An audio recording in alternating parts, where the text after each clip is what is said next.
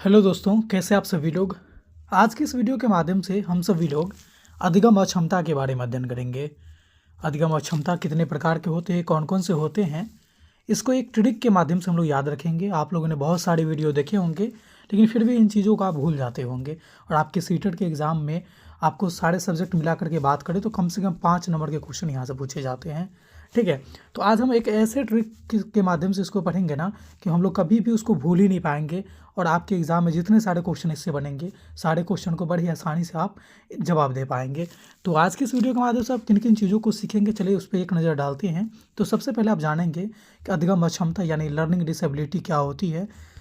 अधिगम विकार के कौन कौन से प्रकार है, अधिगम विकार इसी का दूसरा नाम है, इसके कौन कौन से प्रकार होते हैं इसको आप जानेंगे।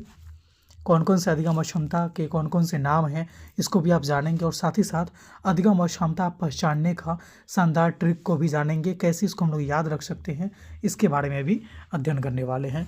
तो स्वागत है एक बार फिर से आप सभी का आपके अपने यूट्यूब चैनल आर स्टडी पे। आज की इस वीडियो के माध्यम से चलिए हम सभी लोग अधिगम अक्षमता के बारे में जानने का प्रयास करते हैं। सबसे पहले हम लोग जानते हैं कि अधिगम अक्षमता यानी लर्निंग डिसेबिलिटी होता क्या है। तो देखिए यहाँ पर नाम से ही स्पष्ट है कि अधिगम यानी कि सीखना। अधिगम का मतलब क्या होता है, सीखना। और अक्षमता का मतलब क्या है कि सीखने में सक्षम नहीं होना। ठीक है, यानी कि वो चीज़ें जो बालक के सीखने की प्रक्रिया में बाधा उत्पन्न करती हैं, ठीक है, वो अधिगम अक्षमता होती है। यानी आप ऐसे कह सकते हैं कि बालक के सीखने की प्रक्रिया में आने वाली बाधा को अधिगम अक्षमता कहा जा सकता है। जब बालक की सीखने की प्रक्रिया में अधिगम अक्षमता आ जाएगी तो उससे क्या होगा कि उसका जो सीखना है ना, यानी कि उससे जो अधिगम है वो प्रभावित हो जाते हैं।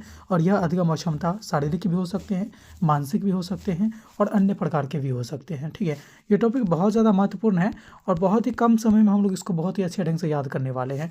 तो चलिए आगे हम लोग जानते हैं कि अधिगम के प्रकार कौन कौन से होते हैं, अधिगम विकार के यानी अधिगम अक्षमता के। तो आपने कई बार आपके एग्जाम में या फिर PYQ का जब सेट लगा रहे होंगे या कोई भी MCQ कर रहे होंगे सीटेट के लिए या यूपीटेट, किसी भी चीज़ की जब पेडागोजी का MCQ आप करेंगे ना तो उसमें डिसलेक्सिया, डिसग्राफिया, डिसकैलकुलिया इस तरह के नाम आपको देखने को मिलते होंगे कि यह किस विकार से संबंधित विकार है। ठीक है, जैसा कि डिसलेक्सिया होता है ना, ये पठन संबंधी विकार है। इसमें बच्चे को पढ़ने में दिक्कत होती है, ग्राफिया में लिखने में दिक्कत होती है।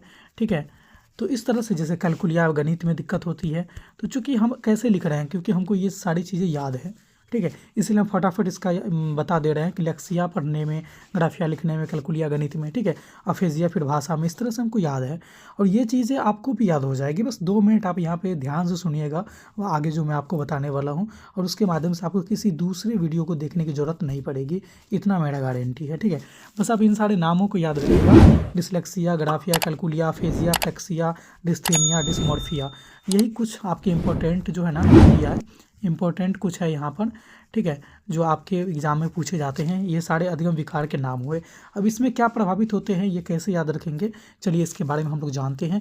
इसके लिए बस आपको सिंपल सा एक लाइन याद रखना है। वो लाइन कौन सा है, वो लाइन सिर्फ इतना है कि लो पापा गल कर गए फिर भी पग थमते नहीं मोड़ भाई।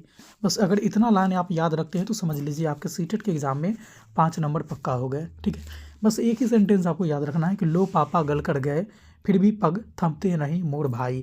अगर इतना सेंटेंस, ये छोटा सा सेंटेंस अगर आप याद रखते हैं तो इसी से सारा चीज़ आपका हल होने वाला है। कैसे हल होने वाला है, चलिए हम लोग इसको देखते हैं। ठीक है, आपके सामने क्या है कि लो पापा गल कर गए फिर भी पग थमते नहीं मोड़ भाई। अब देखिए कैसे होता है, कहानी यहाँ से शुरू होती है। लॉ, और यहाँ पर क्या है, प। ठीक है, अब लो पापा से मतलब नहीं है, इसमें कौन सा अक्षर है, तो लॉ है। ठीक है, इसमें क्या है, तो प है। अब 2 बार पापा पापा लिखा हुआ है तो नहीं, प एक ही बार है। इसमें क्या है, गौ है, फिर क्या है यहाँ पर लॉ है, फिर क्या है यहाँ पे क है, फिर क्या है रॉ है, फिर क्या है गौ है। बस इन सारे शब्द को आप ध्यान रखेंगे, शब्द ने अक्षर को ध्यान रखेंगे आप। ठीक है, लॉ प ग क इस तरह से। अब होता क्या है, चीज़ें कैसे काम करती है, देखिए जैसे लॉ है ना, तो लॉ से बनेगा क्या हमारा, डिसलेक्सिया। अब अधिगम विकार जितने होंगे ना, उसमें लेक्सिया करके एक ही विकार होंगे, उसका नाम याद रखिएगा, डिसलेक्सिया वो होगा आपके सामने। ठीक है, तो जैसे ही आप याद रखिएगा लो पापा गल कर गए, तो लॉ से लेक्सिया। अब लॉ के आगे वाला वर्ड कौन सा है, अक्षर कौन सा है, तो प है। तो प से क्या होता है जानते हैं आप, प से होता है पढ़ना। प से क्या होता है, पढ़ना, यानी प से पढ़ना। तो आप क्या पाएंगे कि डिसलेक्सिया जो है ना, यह पढ़ने से संबंधित अक्षमता है। पढ़ने से संबंधित जिसमें बच्चे में दिक्कत होगी तो क्या होगा उसका आंसर, डिसलेक्सिया। ठीक है, इसी तरह से प एक बार आ गया तो ये दूसरा प का यहाँ पर यूज़ नहीं है। फिर अगला आ जाइए, लो पापा का काम खत्म यहाँ पे। अब है गल। गौ से क्या होता है? डिस्ग्राफिया। गौ से क्या हो जाएगा? गौ से क्या हो जाएगा? ग्राफिया यानी डिस्ग्राफिया। अब देखिए इस आगे क्या है? गौ के आगे क्या है? लॉ। अब लॉ से क्या हो जाएगा? जैसे यहाँ प से पढ़ना था उसी तरह से लॉ से हो जाएगा लिखना। ठीक है, लॉ से क्या हो जाएगा? लिखना। यानी कि डिस्ग्राफिया जो है वह किससे संबंधी विकार है? तो वह है आपके लिखने से संबंधी विकार। अब आप बताइए कि ये चीज़ आपको समझ में आ रही है क्या? अगर इतना समझ में आ रही है तो समझ जाइए, आपको पूरी चीज़ आसानी से समझ में आ जाएगी। ठीक है, तो लो पापा गल इतना तक का काम खत्म है। डिसलेक्सिया मतलब पढ़ना, डिस्ग्राफिया मतलब लिखना। अब आगे देखिए क्या है यहाँ पर हमारे सामने? क। तो क से क्या बनता है? पहले अधिगम अक्षमता वाले वो जो नाम है ना वो बनेंगे, फिर उससे क्या प्रभावित होते हैं वो बाद में बनते हैं। तो क से क्या हो जाएगा? क से हो जाएगा डिसकैलकुलिया। क से क्या हो जाएगा? क से हो जाएगा कैलकुलिया यानी डिसकैलकुलिया। कैलकुलिया यहाँ पर है ना, इसमें अपने मन से लगा दीजिए डिस, इसका पूरा होता है डिसकैलकुलिया, छूट गया है। ठीक है, तो क्या हो जाएगा? डिसकैलकुलिया। अधिगम अक्षमता का नाम क्या है? अधिगम विकार का नाम क्या है? डिसकैलकुलिया। अब ये रॉ का काम नहीं है। ठीक है, गौ से क्या होता है? गणित।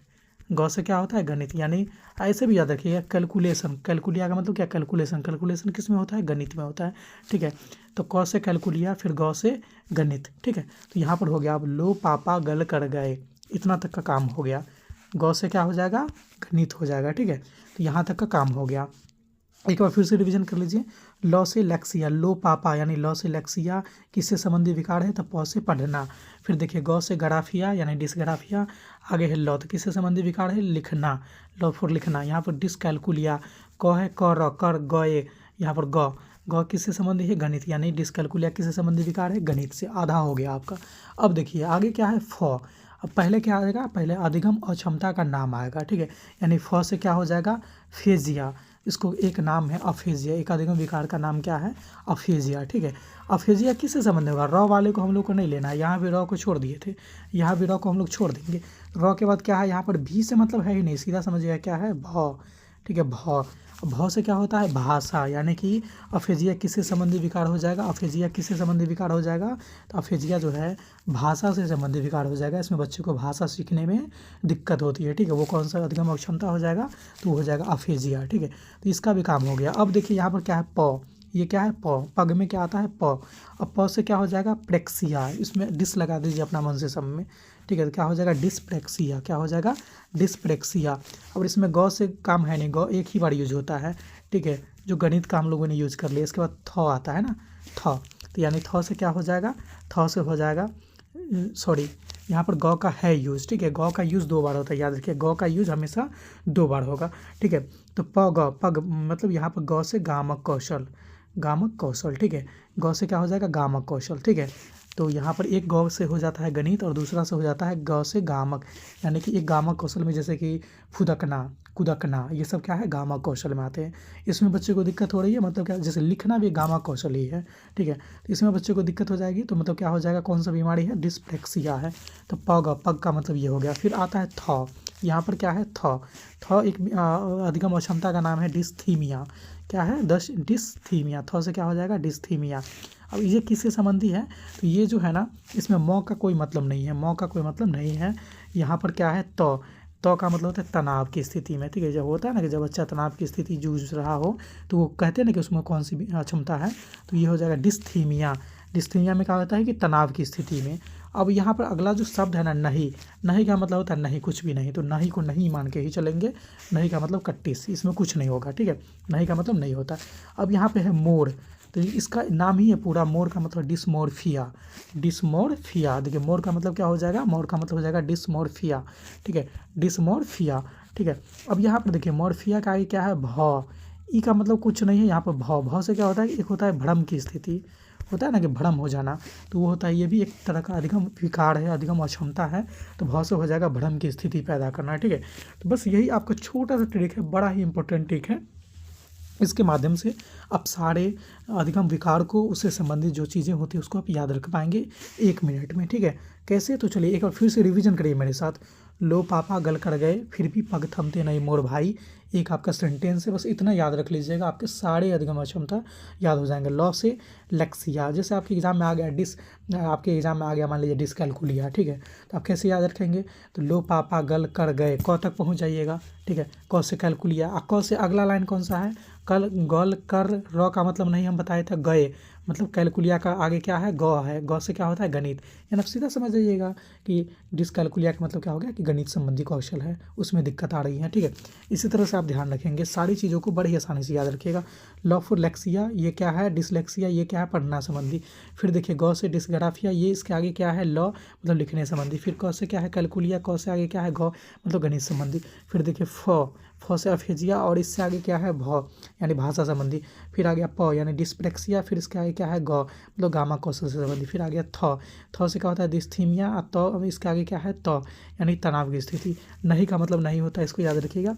म से क्या आ गया? डिसमॉर्फिया, और मॉर्फिया का आगे क्या है? भ यानी कि भ का मतलब क्या होता है? भ्रम की स्थिति, ठीक है। ये बड़ा ही छोटा सा ट्रिक है, बड़ा ही उपयोगी है आपके लिए, क्योंकि सीटेट का एग्जाम दे रहे हैं या फिर किसी भी टेट का एग्जाम दे रहे हैं जिसमें आपको सीडीपी सेक्शन से जो क्वेश्चन पूछे जाते हैं ना, तो मान के चलिए कि ये 5 नंबर का जो क्वेश्चन आएगा ना, उसको ये वीडियो बड़े ही आसानी से आपको 5 नंबर दिलाने के योग्य है। तो इसको बार बार रिवीजन करते रहिएगा और चीज़ों को समझने का प्रयास करिएगा, 1-2 बार लिख लीजिएगा, तो आपका ये जो ट्रिक है ना, ये आपका अपना हो जाएगा, ठीक है। फिर इससे आपके एक भी क्वेश्चन छूटने नहीं है। तो आप हमें कमेंट करके बताइएगा कि ये ट्रिक कैसी लगी, कितना अच्छा समझ में आया, कितना आपके लिए उपयोगी है, कैसा लगा। आप अपना रिएक्शन कमेंट के माध्यम से ज़रूर दीजिएगा। अगर आप हमारे चैनल पे पहली बार आए हैं, पहली बार इस वीडियो को देख रहे हैं, तो चैनल को सब्सक्राइब कर लीजिए और बेल वाले आइकन को इसलिए प्रेस कर लीजिएगा क्योंकि इस तरह के रोचक महत्वपूर्ण वीडियो मैं जब कभी भी अपलोड करूं तो उसका नोटिफिकेशन आप तक सबसे पहले पहुंच जाए। तो इस वीडियो में बस इतना ही था, फिर मिलते हैं अगले वीडियो में नए टॉपिक के साथ। तब तक के लिए देखते रहिए हमारे चैनल आर के स्टडी को। धन्यवाद।